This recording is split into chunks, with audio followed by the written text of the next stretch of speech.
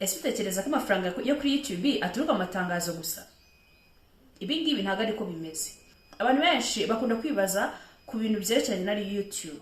Bakavuga se YouTube yinjiza gute amafaranga, YouTube amafaranga yayo aturuka hehe? Ariko hari uburyo bwinshi ushobora gukoresha kuri YouTube bigakwinjiza amafaranga udategereje ko hakoreshwa bwa buryo bwo kwamamaza.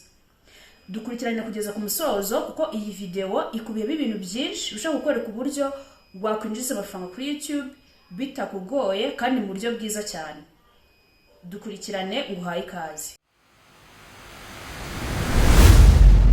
Uburyo bwa mbere ni uburyo bwa YouTube Partner Program. Ubu buryo abantu benshi nibwo bazi. Aho YouTube ifata video yawe ikaba yanyuzamo ama ads agiye atandukanye, ariko abantu bayakandaho hakaba hari amafaranga YouTube ishaka kukugenera bitewe n'abayirebye. Urumva rero no mu buryo YouTube ikora gukoresha muzwi bukwinjizamo amafaranga, ariko kandi ukamenya ko ama views adahagije, ahubwo biterwa n'ubwoko bw'amatangazo n'abari muri icyo gihugu barebyemo. Ubundi buryo ushaka gukoresha ni uburyo bwa affiliate marketing. Ubu buryo ntabwo ari ukugurisha ibicuruzwa byawe, ahubwo ni igihe ufata link cyangwa se service muri description ya video yawe, umuntu akoresheje link washyize muri description akaba yagura icyo gicuruzwa, ushobora kubona amafaranga yawe ya komisiyo. Ubu nibwo buryo nanone ushaka gukoresha ubona amafaranga kuri YouTube. Urugero, ushaka kwamamaza kamera, ushaka kwamamaza microphone, ushobora kwamamaza computer ndetse n'ibindi bigiye bitandukanye. Ahangaha iyo ubikoze gutyo baguhereza amafaranga yawe ya komisiyo bitewe n'abagiye bari bagura bakoresheje iyo link. Ubundi buryo ushaka gukoresha ni uburyo bwa sponsorship. Ubu buryo ushaka kubukoresha bitewe n'uko channel yawe ihagaze.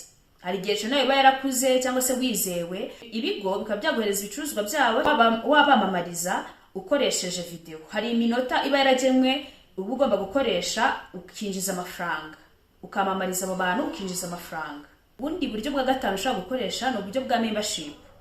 Hari channel zemerewe kwakira abanyamuryango buri kwezi bakishyura kugira ngo babone ibintu byihariye. Kwibutsa ko ibi bintu bya membership bidakunda kuboneka ku machano menshi, ahubwo biterwa n'igihugu runaka. Uburyo bwa membership nabwo ni uburyo bundi ushaka kwinjiza amafaranga. Ubundi buryo bwa gatandatu ni uburyo gukoresha short videos.